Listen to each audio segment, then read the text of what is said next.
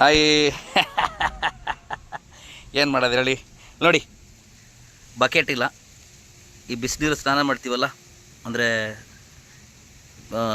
ಸ್ನಾನ ಮಾಡೋಕ್ಕೆ ಬಿಸಿನೀರು ಇರ್ತೀವಿ. ಸೊ ಅದರಲ್ಲಿ ಅಂಡೆ ಅಂತ ಹೇಳ್ತೀವಿ, ಅಂಡೆ ನಿನ್ನ ಮಂಡೆ. ಸೊ ಬಟ್ಟೆ ನೆಂದು ಹಾಕ್ಕೊಂಡಿದ್ದೀನಿ. ಬೆಂಗಳೂರಲ್ಲಿದ್ದು ಈ ಕಾಲಘಟ್ಟದಲ್ಲಿ ವಾಷಿಂಗ್ ಮಿಷಿನ್ ಇದ್ದು ಕೂಡ ಕೈಯಲ್ಲಿ ವಾಶ್ ಮಾಡ್ತೀನಿ ಅಂತಂದರೆ ನಮ್ಮ ಹತ್ರ ವಾಷಿಂಗ್ ಮಿಷಿನ್ ಇಲ್ಲ ಅಂತ ಲೆಕ್ಕ ಅಷ್ಟೇ. ಏನು ಮಾಡೋದು ಹೇಳಿ, ಹಂಗೆ ನಾನು ವಾಷಿಂಗ್ ಮಾಡೋದನ್ನು ತೋರಿಸೋಣ ಅಂತ ಅನ್ನಿಸ್ತು. ನಾವು ಈ ಕಾಲಘಟ್ಟದಲ್ಲಿ ಕೂಡ ಕೈಯಲ್ಲೇ ವಾಷಿಂಗ್ ಮಾಡ್ತೀವಿ ಅಂತ, ಹಾಗೆ ಸ್ವಲ್ಪ ನಿಮಗೆ ಬಟ್ಟೆ ವಾಶ್ ಮಾಡೋದನ್ನು ತೋರಿಸೋಣ ಅಂತ. ಯಾಕಂದರೆ ನೀವಂತೂ ನೋಡಲ್ಲ, ಆದರೂ ನಮ್ಮ ಗೆಳೆಯರಂತಿದ್ದಾರೆ ಒಂದು 4 ಜನ, ಅವರು ನೋಡ್ತಾರೆ. ಸೊ ಅವರಿಗೆ ತೋರಿಸೋಣ ಅಂತ ನಾವು ಕೂಡ ಕೈಯಾಗೇ ವಾಶ್ ಮಾಡಕತ್ತೀವಿ ಅಂತ. ಶೋ ಯು ಕಾಣಿಸ್ತಿದ್ಯಾ? ಸೊ ಫುಲ್ಲು ಕೈಯಲ್ಲೇ ವಾಶ್ ಮಾಡದೆ. ಬಿಸಿಲು ಬೇರೆ ಇದೆಯಾ, 4 ದಿನದಿಂದ ಮಳೆ ಇತ್ತು, ಮಳೆ. ಅದಕ್ಕೆ ಒಂದು ರೌಂಡ್ ಎಲ್ಲ ಹಿಂಗೆ ಹಾಕ್ಬಿಟ್ಟು ಆಮೇಲೆ ಒಂದಾಗಿ ತೆಗೆದುಬಿಟ್ಟು ಸೋಪ್ ಹಾಕೋಣ. ಹಾಕಿ ಮಗಂದು ಏನು ಮಾಡೋದು ಹೇಳಿ, ಬ್ಯಾಚುಲರ್ ಲೈಫು ಹಿಂಗೆ ಇರೋದು. ಬ್ಯಾಚುಲರ್ ಲೈಫು ಅಂದರೆ ಹಿಂಗೆ.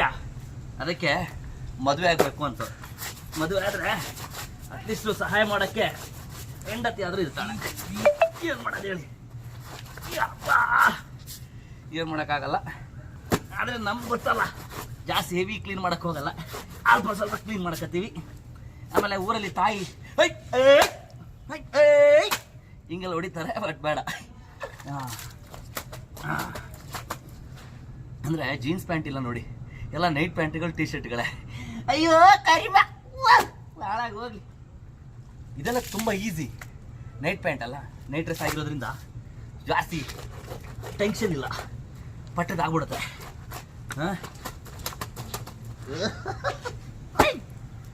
ಏನು ಮಾಡೋದು ಹೇಳಿ ಗುರುವೆ.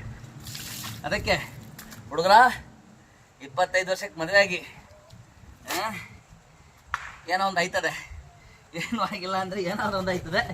ಏನು ಮಾಡೋದು ಹೇಳಿ, ಇಲ್ಲಾಂದ್ರೆ ಈ ಥರ ಕಷ್ಟಪಡುವ ಅವಶ್ಯಕತೆ ಇರಲ್ಲ. ಓಕೆ, ಈಗಪ್ಪ ಇದೆಲ್ಲ ವಾಶ್ ಮಾಡೋಷ್ಟೊತ್ತಿಗೆ ನೀವು ನೋಡಿದ್ರೆ ಕಷ್ಟ ಆಗ್ಬಿಡುತ್ತೆ. ಏನು ಮಾಡೋದು ಹೇಳಿ. ನೋಡಿ ನಮ್ಮ ಗುರುಗಳು ಏನು ಸರ್ ಸಹಾಯ ಮಾಡ್ತಿದ್ದ. ಕೊಳೆಗಳಿರಲ್ಲ ಜಾಸ್ತಿ ಇದರಲ್ಲಿ. ಆ್ಯಂಡು ನೈಟ್ ಪ್ಯಾಂಟ್ಗಳು ಜಾಸ್ತಿ, ಅಂದರೆ ಮಾಡೋಕ್ಕೆ ಬೇರೆ ದಬಾಕಕ್ಕೆ ದೊಡ್ಡ ದೊಡ್ಡ ಕೆಲಸಗಳಿಲ್ಲ.